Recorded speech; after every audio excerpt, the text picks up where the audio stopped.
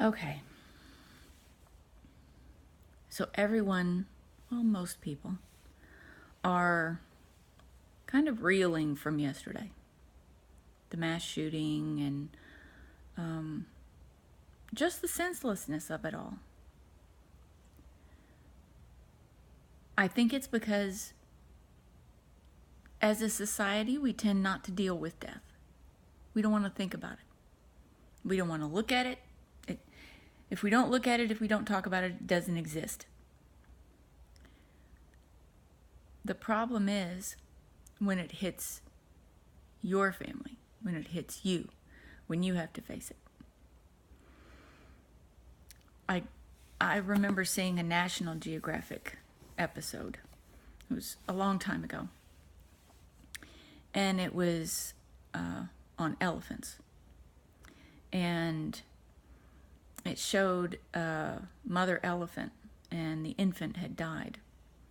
And the mother would not leave the infant. And this elephant, the mother elephant, just kept kind of swaying over the body of this small, infant elephant, and would not leave it. And the rest of the herd just wandered off, and the mother elephant just kept standing there, swaying and swaying, and kind of trying to nudge it with its leg. And eventually, I think the elephant realized that this baby was dead, but it just kind of stayed there for a long time, swaying and swaying, and it would walk away and then come back, and walk away and come back. We sway a very long time. And there's nothing wrong with that. There's nothing wrong with swaying. I think not understanding how to handle death is so common because we don't address it. We don't talk about it. It's not family discussion around the dinner table. So how was your day at school? How was, your teacher? What kind of homework do you have? Oh, a classmate, they had a death in the family. Well, let's discuss that. We just don't do that. As a society, we don't do that. Death is a no-no discussion. You don't talk about it. Just, several years ago, we would whisper that. There are still people now that whisper.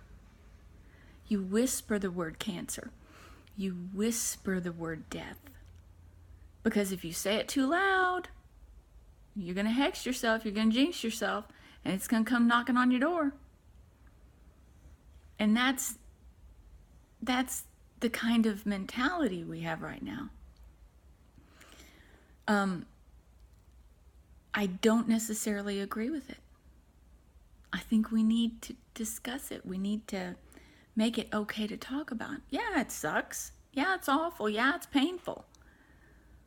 But that's kind of part of living. You're born. You live. Then you die. And those that love you need to know that, what do you want done? Are you okay with it? Are you going to be an asshole while you're dying? Most people are. It's normal. If you're an asshole when you're alive, you're going to be an asshole while you're dying. These are normal things. The whole purpose of this, it's kind of rambling, but the whole purpose of this is that grieving process.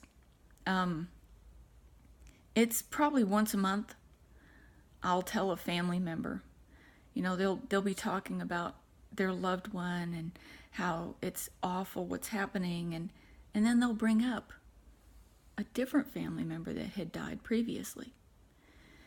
And how they just, this is occurring and it's bringing up that and all this stuff. I tell them all the same thing. I say, grief is a lot like a very long wedding veil. You put that veil on the very first time someone dies. And as you walk through that process, it picks up little bits of grief from that first death. once you kind of digest everything and you're okay with it, you're able to walk a little bit better, you take off that veil and you put it in a box and you put it in your closet. The next time someone dies, you get that box down, you take that veil out and you put it on, and you start walking through that grieving process again. Only that time, you're not only dealing with the grief of that second person, you're kind of feeling the tug and the weight of the person previously. That's grief. Every time someone passes or is terminally ill, you're pulling the weight of all of those that have gone before. And it's not an easy thing. But I wish we as a society talked about it. I wish we discussed it and understood it. Donald Hall and his wife, Jane Kenyon, amazing poets, amazing. The unique thing about that is, these two poets is, they, in essence, chronicled the grieving process together. Jane Kenyon had cancer. She wrote while she was battling cancer, and unfortunately while she was dying, she wrote. Donald Hall wrote while he watched his wife Jane battle cancer, and he continued to write while he was grieving after her death. Watching these two people tackle something so horrific together, beautiful writers, beautiful words, accomplished poets, is so unusual, so unique. And I just want to read you one piece from Donald Hall, and it'll kind of help you see what I'm talking about the grieving process. It's called Ardor, A-R-D-O-R, and it's by Donald Hall. Nursing her, I felt alive in the animal moment, scenting the predator. Her death was the worst thing that could happen, and caring for her, the best. After she died, I screamed, upsetting the depressed dog. Now I no longer address the wall covered with many photographs, nor call her you in a poem. She recedes into the Granite Museum of Jane Kenyon, 1947 to 1995. I long for the absent woman of different faces who makes metaphors and chops onion, drinking a glass of Chardonnay, oiling the wok, humming to herself, maybe thinking how to conclude a poem. When I make love now, something is awry. Last autumn a woman said, I mistrust your ardor. This winter in Florida, I loathed the old couples my age who promenaded in their slack flesh holding hands.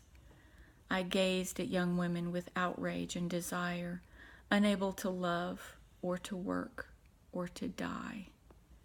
Hours are slow and weeks rapid in their vacancy. Each day lapses as I recite my complaints. Lust is grief that has turned over in bed to look the other way. I think we all process grief in different ways. That's a given. But I think when something like this happens, when something huge happens, we try to tap on the window of grief. We try to tap on the window if we've never experienced a large loss in our own life. And it's so huge, it's so big. We tap, we knock on that door, and then we run away because we don't want to address it. It's okay to address it. It's okay to talk about it. It really, really is. I promise. And if you experience a huge loss in your life, I promise you'll survive. You will. You'll be okay.